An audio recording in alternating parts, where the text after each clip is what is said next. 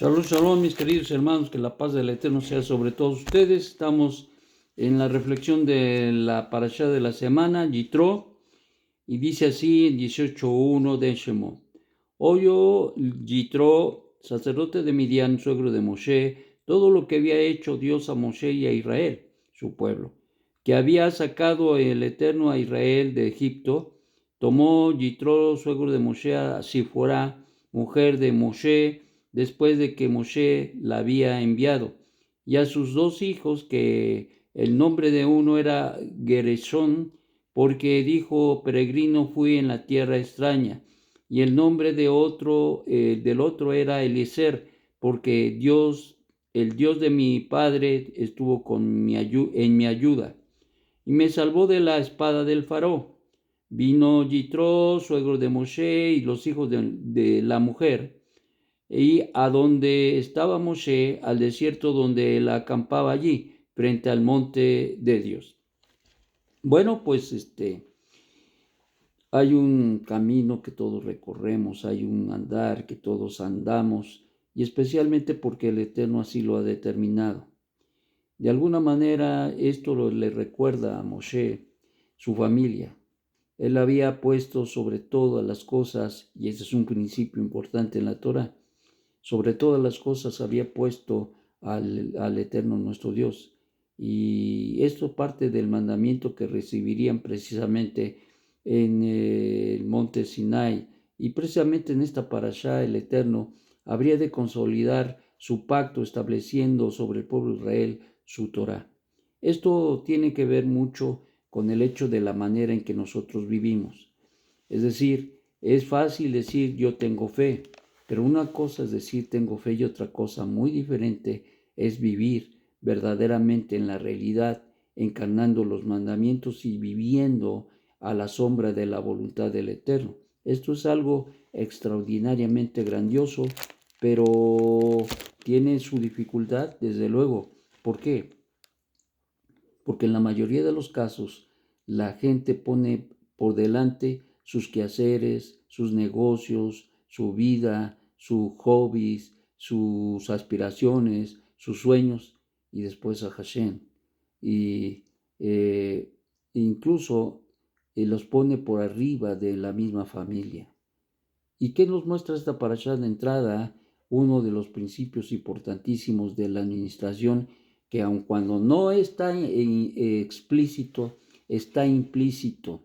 El hecho de que se nos narra que Moshe había puesto a su familia con su suegro, los había dejado, no los había abandonado, sino que los dejó a resguardo de su suegro, y él se dedicó, ¿se acuerdan allá en el llamado en la zarza ardiente? Entonces en ese momento deja a su familia y para ir a servir al Eterno.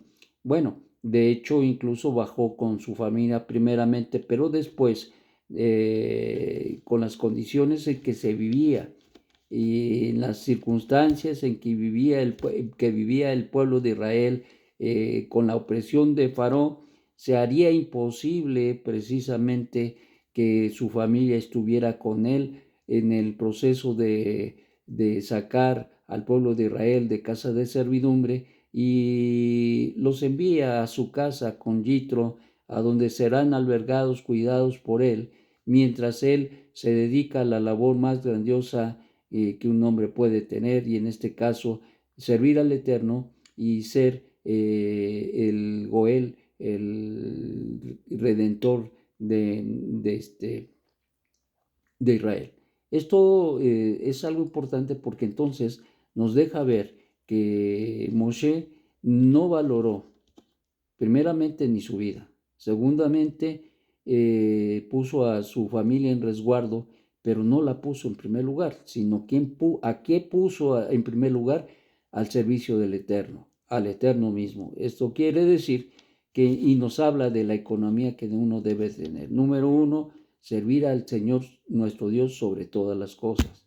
Número dos, luego poner a nuestra familia, que la dejó resguardada con su suegro, y posteriormente cualquier otra cosa. Entonces eso tenía que ver precisamente con una enseñanza profunda, con una enseñanza que nos deja precisamente, que nos deja la reflexión en nuestra vida.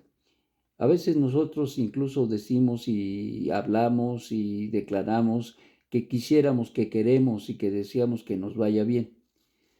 La forma más definida que la Escritura nos enseña es cuando nosotros cumplimos con este precepto. El mismo maestro, Yeshua, diría cuando le preguntaron, ¿y cuál es el más grande mandamiento?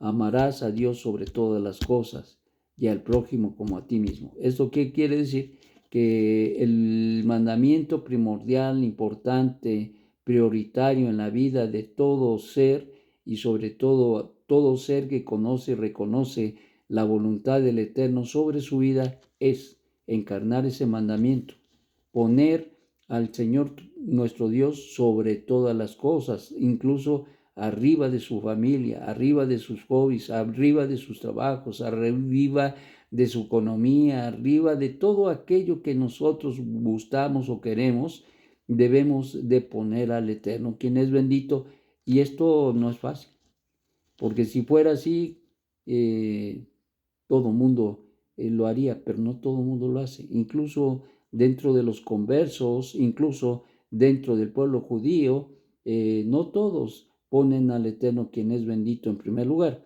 Tan es así que el 10% de la población judía, el 10% es practicante de los mandamientos.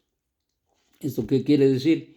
Que muchos ponen cualquier otra cosa menos que a Hashem, y de ese 10% tienen la lucha para mantenerse en la raya, poniendo al Eterno cada día en su vida en primer lugar. Entonces, no es un mandamiento fácil de encarnar, no es un mandamiento fácil de cumplir, es un mandamiento supremo, pero es un mandamiento que expresa verdaderamente el amor por el Eterno, quien es bendito.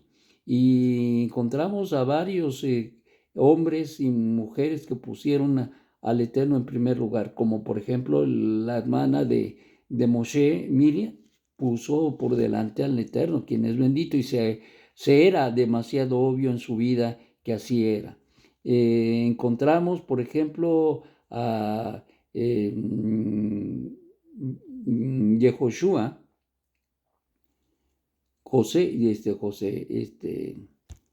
Yehoshua, el alumno de Moshe Rabbeinu, que posteriormente sacaría al pueblo de Israel, más bien lo llevaría y lo introduciría a la tierra de Canaán, a la conquista.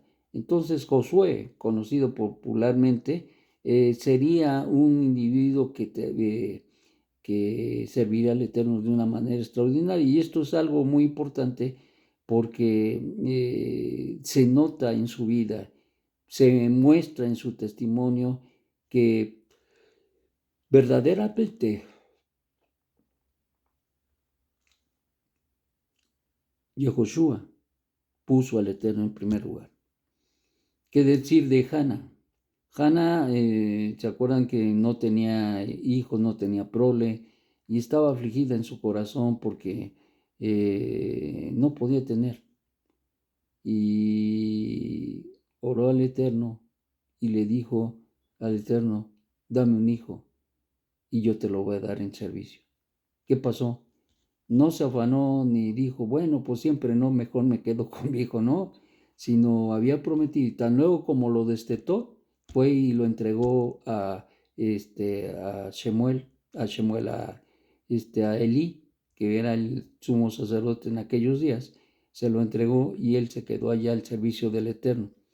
Uno diría, bueno, pues entonces, ¿para qué pidió hijo? Pues lo pidió porque quería tener un hijo y sabía que esto era importante, pero sobrepuso sobre todas las cosas, incluso su sentir, incluso su cariño, incluso la mentalidad de cualquier hombre o mujer sobre su familia. Ya teniendo al hijo, fácil hubiera sido que Shemuel, no hubiese llegado a servir al Eterno, pero llenó un propósito extraordinario en su vida cuando su madre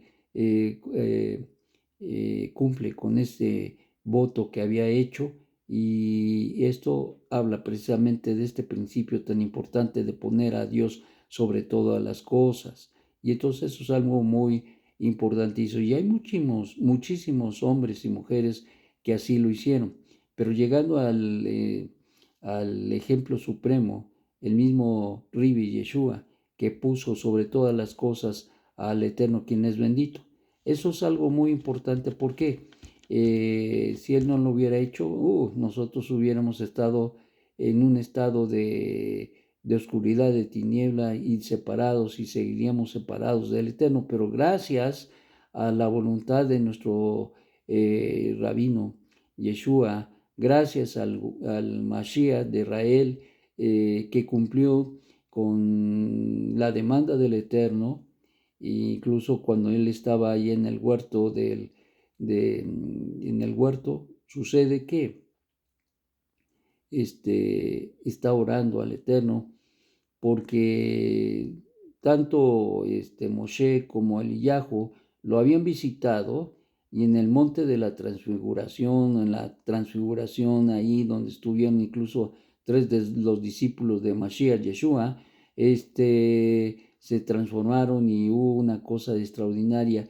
Esto es algo totalmente subgéneris, y allí tanto Moshe como Eliyahu le enteraron de su abodá, es decir, cómo es que nuestro Ribe Yeshua habría de cumplir con la redención. Y lo que no sabía que había nacido para servir, sabía que había nacido con un propósito eterno en su vida, en sus hombros, y consecuentemente llegó el día en que se le revelara cómo fue o cómo sería esta entrega, este servicio de redención. Y cuando le dijeron Eliyahu, Anabí y Moshe qué era lo que tenía que pasar y suceder en su vida, no, yo creo que se quedó pero estupefacto, porque no es tan fácil que te digan, ¿sabes qué? Servicio al Eterno en tu vida va a ser así, así, y de mucho sufrimiento, y esto va a suceder contigo, y etcétera, etcétera, y con algunos detalles, no todos, pero él sabía y entendió el sufrimiento que había de tener.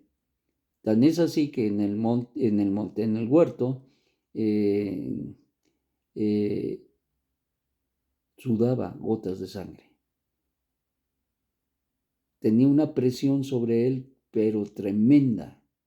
Lloraba al Padre y le decía, si es posible de mí, pasa esta copa de mí. Y entonces no hubo respuesta. Y sí, al callar el cielo, le estaba diciendo que esa era la voluntad del cielo. Tenía que decidirlo, y decidió poner en primer lugar al Eterno, quien es bendito. Por lo tanto, eso establece de alguna manera la prioridad de nuestras vidas.